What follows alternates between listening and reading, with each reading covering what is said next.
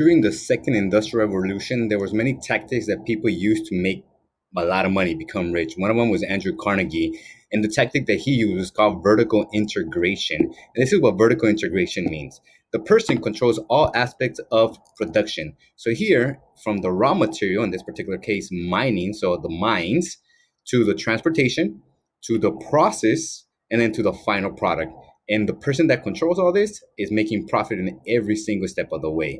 So again, the individual here was Andrew Carnegie. He was the one that did this. He is the man of steel. That's right, Steel King, Andrew Carnegie. So his tactic that he used was called vertical integration. By about 1900, he was producing 25% of all the steel in the United States, and that was making him a lot of money. He was interested in producing a lot of money, and then after he became really rich, he was interested in giving that money away. So that's what a philanthropy is, when he gives money away. And because of him, you have the U.S. Congress Library. He was able to produce the U.S. Congress Library, and also many, many other libraries that he produced because of philanthropy as well, giving money away. And steel production went really high. So 1870, this is when the second industrial revolution begins.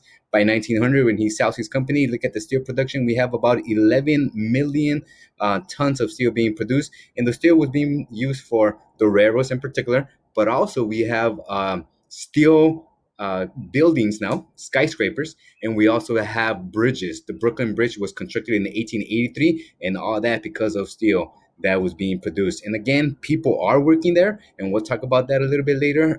That the conditions were not very good, but it was producing. Another tactic that was called is called horizontal integration. Horizontal. So in vertical integration, you control from the raw material to the finished product. So the example here is oil. So if I'm vertical integration, I am controlling the oil fields, the transportation, the refinery process, the shipping, and then the final product. In horizontal integration, I only control one aspect of all these, but I control everything. So for example, if I'm controlling all the oil fields, then I have all the oil that people want. I control the entire raw material, and I'm able to sell my product for however much I want. Horizontal integration. The individual that did this was John D. Rockefeller. He was known as a petroleum king. His company becomes known as Standard Oil. He uses horizontal integration to control everything, and then eventually he also uses vertical integration. So he becomes the richest person ever, even up until now.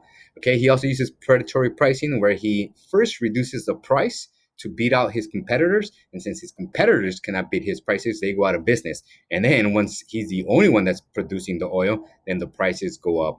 By 1900, he was controlling 95% of the oils of the nation's oil, so he was making a lot of money.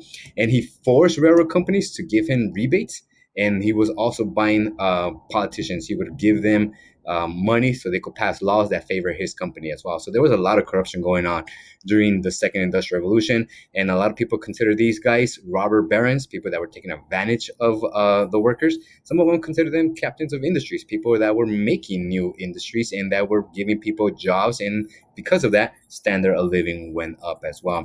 Here's a famous picture of Rockefeller. You see him, major individual here.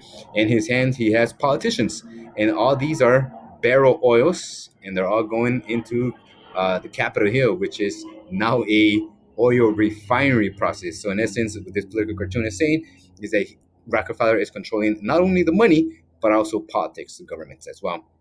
And again, just like steel, look at the petroleum that was being produced in 1870. About 5 million barrels of petroleum was being produced per year. By 1900, we have 13, so 13 times 5, that's 65 million barrels of oil that was being produced. Oil was being used for kerosene to light up homes, and then eventually was used for cars as well. So petroleum, oil becomes a major, major industry. And again, Rockefeller benefits from all the oil that people are buying. So we'll stop there for those two guys.